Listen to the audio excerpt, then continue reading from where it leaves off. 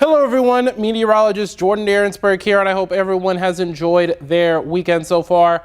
It was quite a warm day once again here in Central Texas. We were about 5 degrees warmer than where we were yesterday, so we're going to go ahead and let's break everything down real quick as we take a live look right there over Lake Travis, right there on our Oasis weather camera. And as you can see, we got to the lower 70s at both the airport and Camp Mabry.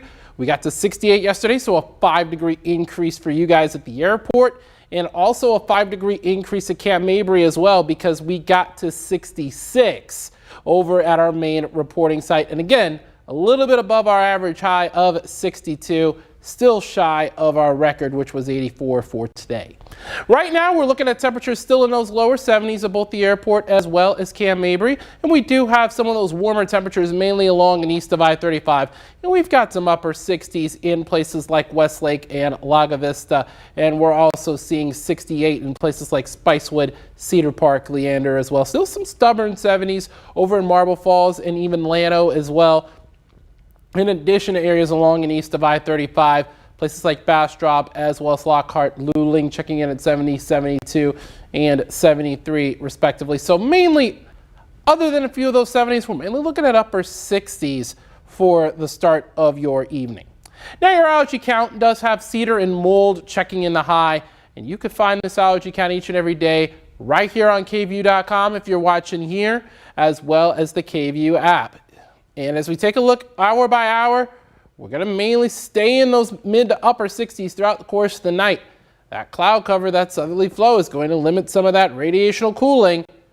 But I want you to pay attention to the gold numbers in addition to the white numbers. Now, the gold numbers are going to be eventually your wind chills behind that Arctic front, and the white numbers are going to be the actual air temperatures. There you see those air temperatures, mainly upper 60s, lower 70s. Once again, just like where we are today.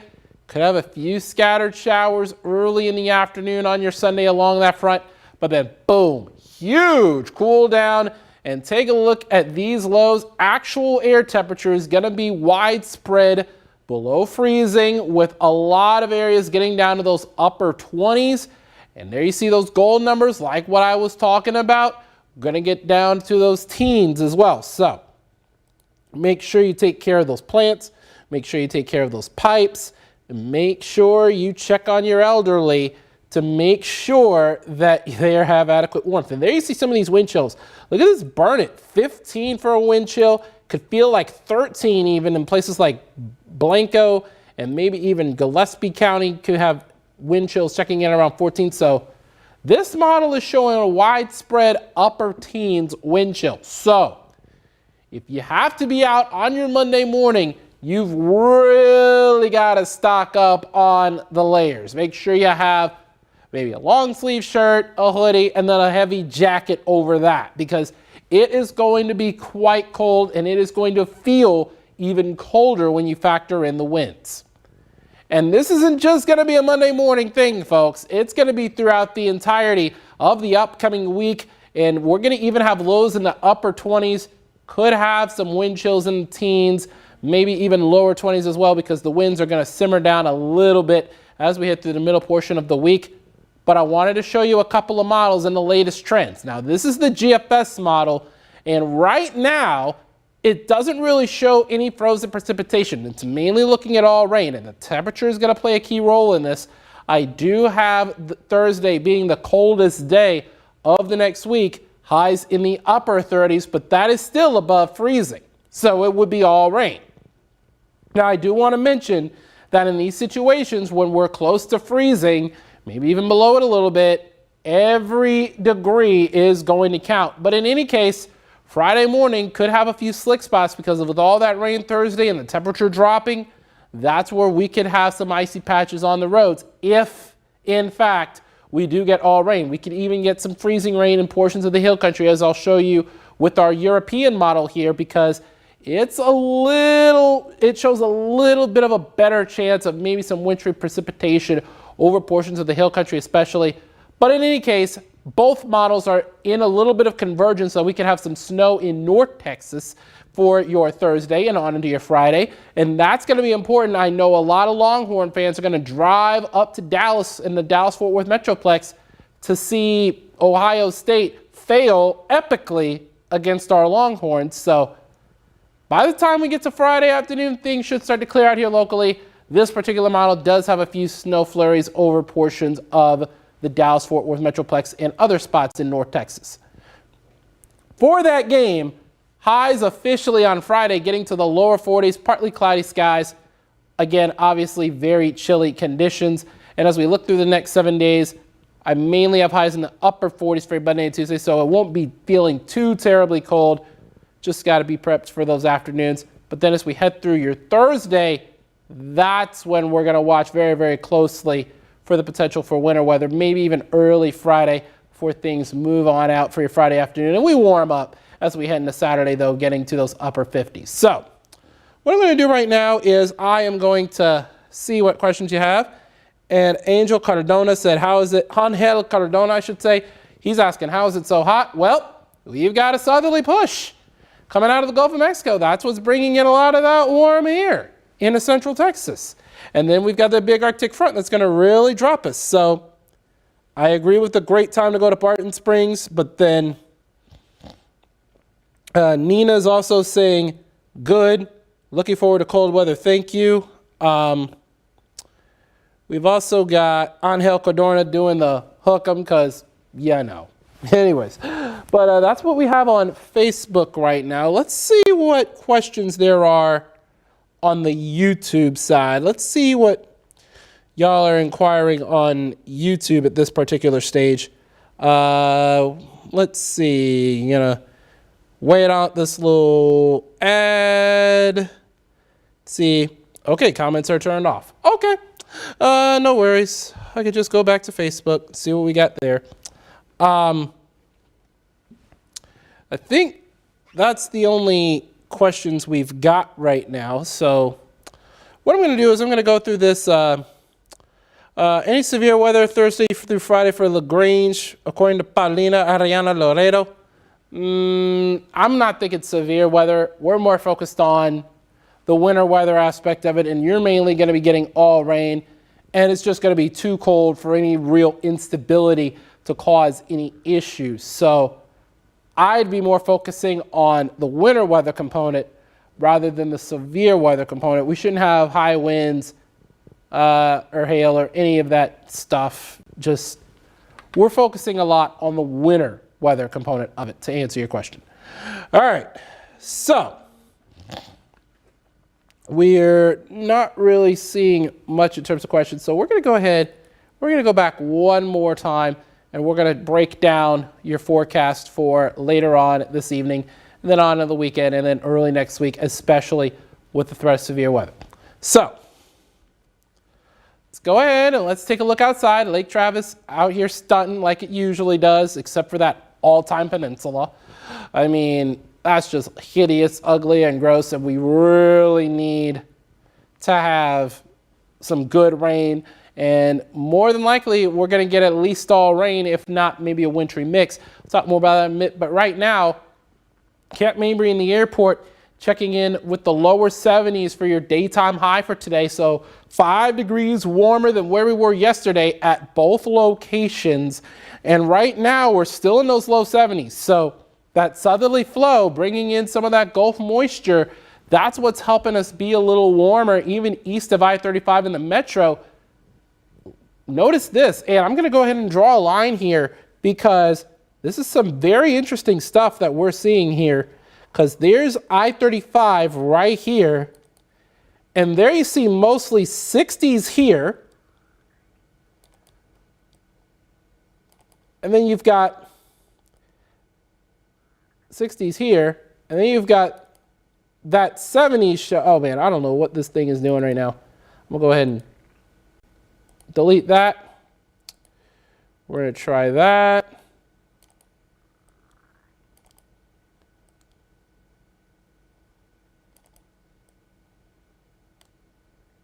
Okay, I don't know what this is doing, but anyways, you get the idea.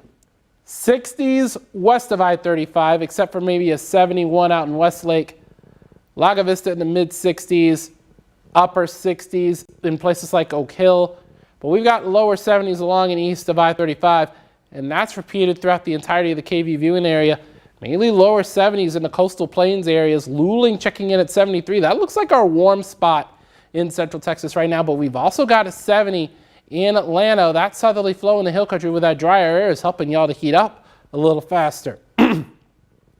Allergy count has cedar and mold, both in the high category. So if you're particularly susceptible to cedar, you want to make sure you have that allergy medicine with you. Otherwise, you're going to get some tough sniffles and it's just going to be tough. And then as we continue to go hour by hour, mainly upper 60s, lower 70s, even for tomorrow morning. So really just not much change from this evening right now to where we're going to be early tomorrow morning. And that southerly flow out ahead of the front, it's going to play a key role in that and could have a few scattered showers as we head into Sunday and on into Monday. But then we're going to really cool down late Sunday night because we do have the lower 70s over portions of the coastal plains out ahead of the front. But then the front comes in and the bottom drops out. We're going to get all the way down to around that 30-degree mark, maybe even some mid to upper 20s in the hill country. And look at those gold numbers. Those are the wind chill factors. That's what it's going to feel like on your body. So it's going to really feel like the upper teens when you factor in those winds. Those winds could be gusting up to around 30 miles an hour to start your Monday, in addition to them being out of the north, in addition to those much colder temperatures. So you're going to want to make sure that you are bundled up in multiple layers as you're taking the kids out to school. I know for some people, this is going to be the first day of school from the Christmas break, and this is going to be some of the coldest air of the season without any question. And it's not just going to be a Monday morning thing. As you can see, Tuesday, Wednesday, and Thursday, we're going to have the same thing over and over and over again with those bitterly cold mornings. Wind chills might not be as bad the further on you go in the week because the winds are going to be lighter, but still, you're going to want to watch this very, very closely. Now, here's the part you want to watch even more closely. This is going to be our GFS model, and this shows not really much in terms of any wintry precipitation for us locally, but off to our north, there is a possibility of maybe some of that sleet, freezing rain, or even some snow, especially late Thursday night, early Friday morning. And then by the time we get to Friday afternoon, everything should be cleared out of here locally. Then as we head through Thursday, according to the European model is a little more gung-ho on something wintry taking place in the hill country. More than likely, we're looking at freezing rain right now, but I wouldn't rule out some snowflakes mixed in there as well. And North Texas has a much better shot, according to the Euro, of seeing snow. Now, I do want to mention that there's another model that isn't really installed on our weather systems here, but we have some access to through some sites. It's called the Icon model, and that's been talked about for the past couple of days I've seen on social media. It's still showing good bits of snow for the hill country. So this is why I'm not locking everything in. There's multiple models, not just the GFS or the Euro, that we have been continuing to watch, but the Icon model is starting to pop up as well. So we're not really locking anything in quite yet.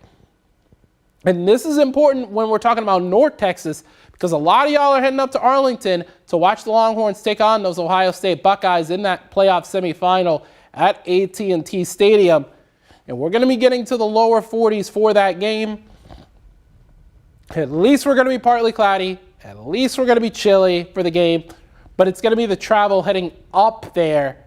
I would say get up there on Tuesday and enjoy the snow up there for your Wednesday and Thursday before the game on Friday, because travel could be an issue if these models continue to hold up. Now, as we look at the next 7 days, we are tracking one more day of lower 70s, and I'm going to take this part full. We are going to get really cold by the time we get to Monday, and then as we head into your Thursday and Friday, that's going to be our better chances for some of that wintry weather. However, I wouldn't be surprised whether we get all rain or the Austin Metro gets something frozen. I wouldn't be surprised either way, the way the models are set up so far. By the time we get to next Saturday, we should be getting back to those lower to even upper 50s. So a lot to hash out between now and then, but for right now, let's see. Okay, Sharon was asking when's the front coming through, but I already answered that question. She said thank you. Pamela says, dang, just got back from Chicago, my hometown. It's very cold there. I would imagine. Yeah, it's probably freezing up there, so absolutely it's going to be quite cold for these next few days.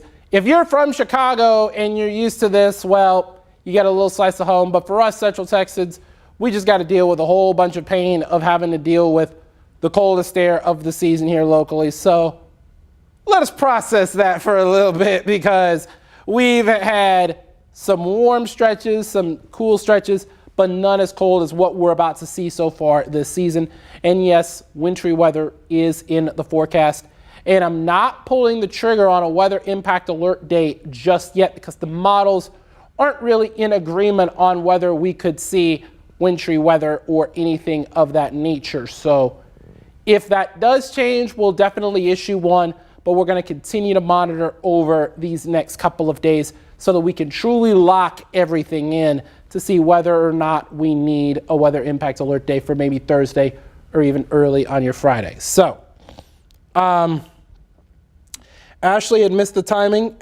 Tomorrow night is going to be your timing. Yes, Sharon, thank you for helping me out a little bit. Thank you, Sharon, for helping me out a little bit and letting her know, hey, be sure to know that tomorrow night is going to be the time. Also, for tomorrow night, I would actually get those pipes covered starting now. Those outdoor pipes. The indoor pipes look to be all right. Just make sure that you have the faucets dripping just in case it gets even colder than what we have forecast. It's going to feel even colder than what we have forecast, but it's a good idea to get the faucets dripping. Don't want to take any chances with that. Also, if you have any small plants, you want to make sure you bring those inside, and also cover the larger outdoor plants as well. And make sure your pets stay inside. And also check on any of your elderly neighbors. Make sure they have adequate warmth. The cold weather shelters are going to be activated tomorrow night, and I would imagine throughout the entirety of the week. So you're going to want to really make sure that if you know somebody who needs a cold weather shelter, make sure that they utilize that. And so for now, let's see if we have any more questions. Ashley's asking about late night, early morning. I would say late afternoon, early evening, Ashley, to answer your question, because we're going to get to the lower 70s at around noon, but then the temperatures are going to go all the way down to around 30 with wind chills in the teens for Monday morning behind that front. And it's just going to be chilly throughout the entirety of the week. It's going to be a pretty long week in terms of temperatures, but Thursday and Friday, we're really going to track. Wednesday looks drier. Early models had something happening on Wednesday, but now it's trending more Thursday, Friday. We're going to continue to watch that for you as we take a look through the rest of the weekend and into early next week. I'll be on KVU News at 10 for all the latest after these NFL games get done. I wish my Falcons were playing Week 18, but the NFL made that decision, not mine, not me, so that's all right. But anyways, we hope everyone has a tremendous Saturday and enjoy the warmth until things really start to go downhill from a temperature standpoint for tomorrow.